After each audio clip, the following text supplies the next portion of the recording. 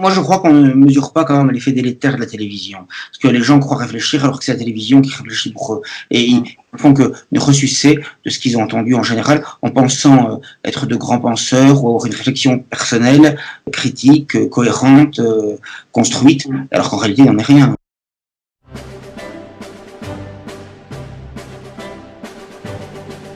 Mais de toute façon, là, vous évoquiez Parce Chouard. que Hitler en a parlé, en fait. Oui, c'est sûr, c'est absolument effrayant. Mais Chouard, vous l'évoquiez tout à l'heure, moi je trouve qu'il a été nocif. Hein. Il a été très populaire à un moment donné, mais de même quand on fait une révolution avec un crayon, un bout de papier, etc., hein, croire que les gens nous constituant de manière très pacifique, très gentillette, tout ça, que les vrai, oui. vont accepter d'un seul coup. Enfin, je veux dire, vraiment C'était très naïf, oui. Qui confine à la bêtise, quoi. On dirait la crédulité d'une jouvencelle, là, carrément. Il faut dire aussi qu'il n'avait aucune expérience politique, hein, bon voilà, et d'autre part... Un peu trop idéaliste aussi, oui. Oui, non, mais moi ce que je ne lui pardonne pas, c'est quand même d'avoir par trouille, uniquement par trouille, des mensonges de frisson, quoi, je veux dire, hein. Ça c'est inacceptable. À mon avis, ce qu'il avait dit au départ, aux médias... En 24 heures, oui, le discours... Hein. Oui, à 180 degrés, par trouille, quoi. Donc, non, mais de toute façon, des gens, si vous voulez, qui font des chouvas sur ces questions-là, hein, qui passent les fourches codines du jus d'Apo, je veux dire, je suis désolé, pour moi c'est fini, je veux dire, la preuve, il est fini, hein. Il est fini avant d'avoir commencé, si je veux dire. Bon, voilà, je veux dire, non, mais ça déblaye le terrain, c'est comme la pierre, bon, on a vu il y a quelques jours avec sa vidéo, moi j'ai vu sa vidéo, là, qui voulait débunker, pour reprendre son expression Soral, je suis désolé, quand je l'ai écouté pendant 1h30, je croyais entendre France 2, France Inter, France Info. Si c'est la dissidence, il n'y a plus qu'à... C'est affligeant, oui. Il n'y a plus qu'à enlever l'échelle, quoi, je veux dire, hein, c'est tout. C'est dramatique. De toute façon, la pierre, j'en avais parlé souvent avec Renoir au téléphone, il me disait, c'est une non-valeur, ce gars, je suis désolé, c'est une non-valeur. De toute façon, moi, j'avais compris quand il avait fait le reportage sur les brigandes, je suis désolé, mais je veux dire, ça peut être un bon sujet, mais interroger les brigandes, très bien, mais il fallait aussi interroger les anciens adeptes, qui avaient des choses croustillantes à dire, il fallait quand même interroger le gourou La Bruyère sur ses textes délirants, sur ses contradictions, là, ça aurait pu être intéressant. Un vrai reportage, ça aurait été ça, de donner la parole aux uns aux autres, et essayer de faire un débriefing, je veux dire, ce qu'il en était réellement, mais il est évident que s'il avait fait ça, il n'aurait sûrement pas été accueilli à bras ouverts par le gourou et ses adeptes, ses sorcières, hein. Il n'aurait pas eu les croissants chauds et le jus d'orange pressé, je veux dire. Non mais c'est ça, il y a un moment donné, est-ce qu'on fait du journalisme ou est-ce qu'on est un simple youtubeur, je veux dire, c'est ça, je veux dire, mais bon, non mais il a montré que finalement, il a projeté son propre vide, finalement, pendant 1h30. C'était la dilatation du rien, du néant. La pierre, c'est ça, hein. Pierre qui roule ne masse pas plus. Bon, ben là, il n'a rien amassé du tout. Mais là, il est prêt pour aller chez Hanouna. Après une vidéo comme ça, il peut aller chez Hanouna, il peut aller à Canal+. Là, c'est bon, il a rempli tous les codes. Hein, sauf que ça m'étonnerait qu'il y aille, parce que comme il était chez Soral à un moment donné, il a cette tunique de Nessus.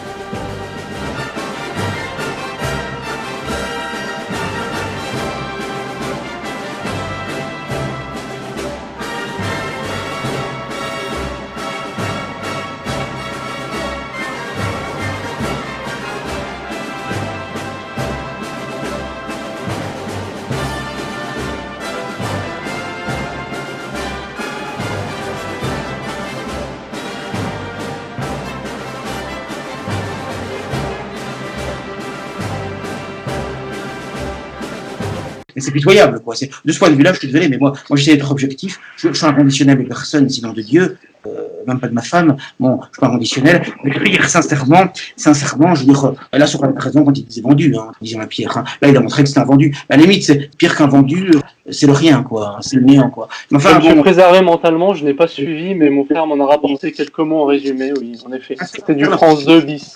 C'est la propagande gouvernementale, je veux dire qu'on a 1h30. Et en plus, si vous voulez, bon, je ne vais pas rentrer là-dedans, etc. Mais si vous voulez, il faut être objectif. Sans ER, sans Soral, il n'existait pas la Pierre, il faut être objectif. Hein. Donc il n'a même pas la reconnaissance du ventre, finalement. Et là, il a fait quand même 300 000 vues, enfin, j'arrondis, mais... Il a eu l'habileté au départ de ne pas répondre aux critiques qui lui étaient faites, etc. Mais finalement, là c'était un geyser, un dégueulis pendant 1h30. Bon, il a montré sa haine de Soral, de R, tout, etc. C'était que ça, quoi. C'est un règlement de compte minable, quoi. Pourquoi pas critiquer la vidéo de Soral, etc. Moi, je prends la liberté des opinions, la controverse libre. Très bien. Mais on apporte quelque chose. C'est vrai qu'il a le niveau, bon, déjà, il n'a pas le niveau, hein, je veux dire, bon, ça c'est clair, hein, parce que je veux dire, dans le maniement des concepts, dans la radicalité des positions, tout ça, bon, effectivement, il n'y a pas photo, hein. Moi, j'essaie d'être objectif. Tout le monde n'est pas le virtuose du logos, pour reprendre une expression. Moi, je ne suis pas toujours en phase avec Sorel, souvent d'accord avec Sorel. Parfois, j'ai des nuances, voire des divergences. Par exemple, dans l'affaire Masbef, ceux qui disaient Riverol et ceux qui allaient sur le site de R, on voyait très bien que c'était pas exactement la même position. Mais bon, il arrive parfois qu'on a des désaccords. Je suis pas, moi, aussi admirateur que lui de la Corée du Nord, où on a parfois des désaccords sur certains points, pas toujours négligeables. Bon, même sur l'Ancien Testament, vu la lumière du Nouveau Testament, hein, parce que quand je lis le prophète Isaïe, il annonce la passion du Christ de manière magnifique partout. Bon, voilà. Donc, moi, je suis pas d'accord sur tout. Mais cela dit, je reconnais son courage, je reconnais son brio. Ces vidéos sur les gilets jaunes et là sur la question du confinement du Covid-19, c'était magistral, quoi. Je veux dire, enfin, moi, je trouve qu'il n'y a pas grand-chose à redire. On peut toujours chercher la petite bête, mais je veux dire, il rend intelligent quand on regarde la vidéo pendant 1 heure et demie. Moi, je pense qu'il faut toujours être juste. Alors, moi, après, on peut critiquer. Hein, sur 15 ans, c'est vrai qu'il a fait un travail de Panzer, quoi. Il est déblayé le terrain, on va dire. Il maintient le cap comme sur beaucoup de points, donc moi, je suis pas forcément d'accord sur tout, etc. Moi, je suis indépendant, il est indépendant, très bien. Mais globalement, entre lui et la Pierre, il n'y a pas photo, quoi. Je veux dire, je suis désolé. La preuve, c'est que quand il n'a pas un seul procès, la Pierre, lui, il a des procès en provenance, d'années de prison ferme, comme Dieudonné, dont on a de manière scandaleuse réquisitionné le bus. Moi, je dis que Dieudonné, bon, ses affaires financières, le Sestrel, la Dana Assurance, la Crédit, je suis pas fan, hein, pas fan du tout. Mais par contre, je reconnais son talent, sa vis comica, et son courage également, parce que quand même, dans cette affaire, il est quand même de courage, de talent. Voilà, donc moi, si vous voulez, j'essaie d'être objectif, si vous voulez. Bon, et donc, il faut trouver partout ce qu'il y a de positif, fait son bien là où il y a des choses intéressantes. Et honnêtement, bon, je suis désolé, mais sur le long terme, je trouve que ceux qui sont quand même les plus solides face au judapo, face à la police de la pensée, c'est quand même eux, quoi. Alors, pas d'accord sur quel point, mais si vous voulez, moi, je ne les considérerai jamais comme des ennemis, parce que je veux dire, on est quand même du même côté de la barricade, hein, si j'ose dire. Bon, on peut avoir des divergences plus ou moins importantes sur tel sujet, mais je veux dire, voilà, la Pierre, je veux dire, c'est vraiment lamentable, quoi. Moi, je l'avais dit une fois dans un courrier électronique, je l'avais envoyé, courtois, je suis un homme courtois, je l'avais dit, je crois que c'était un peu après la mort de Tepa, je l'avais dit maintenant Tepa est mort, et Tepa, qu'on l'aime ou qu'on l'aime pas, je ne sais pas exactement quelles étaient ses idées, mais il faut lui reconnaître, donner la parole à tout le monde, avec beaucoup de courtoisie, beaucoup de netteté, il aimait vraiment tout le monde. Bon. Libre expressionniste, oui. De l'extrême droite à l'extrême gauche. Je lui avais dit maintenant que Tepa est mort, le seul que je vois qui pourrait faire un peu ce qu'il a fait, à votre manière, hein, votre façon d'être, même si ça peut être un peu différent dans le style, dans la forme, ce serait vous, la Pierre. Hein, certaines notoriétés, maintenant, vous un peu connu, vous n'êtes pas trop grillé dans les différentes tendances. Finalement, ça n'a pas été le cas, oui. Ça va être le cas parce que je veux dire, moi je sais que par exemple, Renoir, il a refusé, ça aurait été un sujet intéressant d'interroger Renoir, tout ça, bon, peut-être éventuellement, bon, bah, en faisant en sorte, s'il ne voulait pas avoir de procès, qu'il fasse attention sur certains propos, mais quand même, il y a eu moyen de faire le jeu sur Renoir. Lorsque Forisson, peu avant de mourir, a fait un dernier voyage avec certains de jeunes amis, Ostrutov, tout ça, il a interrogé Jean Ostrutov, c'était passionnant, tout ça, etc. Ça aurait été un reportage intéressant. J'ai su de sources sûres de Renoir qu'il a refusé également, par trouille, par velerie, quoi. Pour Renoir, il a refusé également, par velerie également, et pour moi, pour Riverol, il avait des questions de faire quelque chose, et je l'avais dit, si l'interview en me disant Riverol, ça pourrait être intéressant. Je dis, bon, vous inquiétez pas, moi, si c'est dans votre cadre à vous de médias pour tous, je ferai plus attention à ce que je dis, je voudrais éviter que vous ayez des procès. Moi, je fais ce que je veux chez moi, bien sûr, mais chez les autres, c'est normal de faire plus attention. Moi, je suis tout à fait d'accord, on peut en discuter, etc. Mais ça pourrait être intéressant de faire quand même quelque chose, quoi. Bon, par exemple, dans le cadre de l'émission Eureka, il avait interrogé un souverainiste, Rougeron.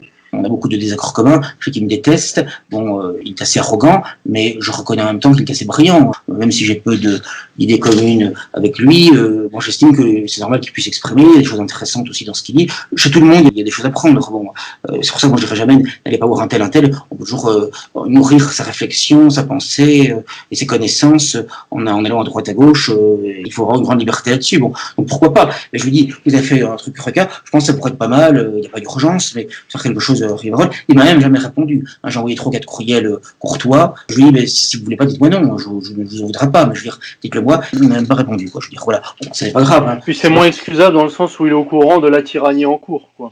Non, mais si vous voulez, voilà. Comme s'il savait pas. Non, mais il a quand même été formé par ER et tout ça. Il y a eu quand même ces reportages, voilà, c'était vraiment des morceaux d'anthologie, face à Aziza, tout ça. Oui, exact, oui. Mais finalement, au début. Oui, mais c'est parce qu'il avait l'étiquette RFM dessus, etc. Donc, ça, c'est une radicalité. En fait, il est vide, le gars. Il est vide. Son micro-trottoir, il n'y a rien. Quand il interroge les gens qui vont chez Zemmour, c'est nul, quoi. Je veux dire, il n'y a pas de ligne politique, il n'y a pas de conviction, il n'y a pas de flamme, il n'y a rien, quoi. Je veux dire, bon, donc, je crois qu'il fait beaucoup d'argent dessus, tant mieux pour lui, mais je ne trouve pas que ce soit vraiment mérité. Je dis franchement, autant il y a des gens, je pense, qui, par leur radicalité, ou leur talent, ou leur mérite, leur courage intellectuel pourraient le mériter, je ne crois pas que lui le mérite. Je dis franchement, bon, enfin bon, c'est son affaire, hein, moi, si vous voulez. Mais je trouve ça triste parce que je trouve qu'il aurait pu être un peu le successeur de Tepa à sa manière, dans sa capacité à faire des reportages sur tout sans exception et à donner la parole à tout le monde. Bon, bah, il a montré finalement, et là vraiment cette affaire, si vous voulez, on ne peut pas tromper tout le monde tout le temps, quoi, je veux dire. Et là, dans cette affaire, c'est comme Marine Le Pen, si vous voulez, elle a montré son vrai visage face à Macron dans le débat du second tour. Là, on a vu sa nullité, son amateurisme, son incompétence, sa vulgarité. Son inculture. Culture, son incapacité à préparer un débat. Je veux dire, la Pierre, il a montré ce qu'il était, quoi, dans cette affaire-là. Je veux dire, hein, voilà. Parce qu'en plus, il est parti, bon, je crois que c'était quand même de manière assez sournoise, ça s'est fait, etc. Je veux dire, tout ça n'est pas brillant du tout. Bon, bah, c'est la nature humaine, c'est comme ça. Mais je veux dire, si vous voulez, c'est triste parce que je veux dire, c'est un gâchis. Il aurait peut-être pu apporter une valeur ajoutée et il n'apporte pas une valeur ajoutée, quoi. Si c'est pour répéter ce que les mensonges et le conformisme des grands médias, ça n'a strictement aucun intérêt, quoi. Je veux dire. Ça fait une déception de plus. Oui, enfin, de toute façon, les déceptions, bon, je veux dire, on les accumule. Je veux dire, on les collectionne.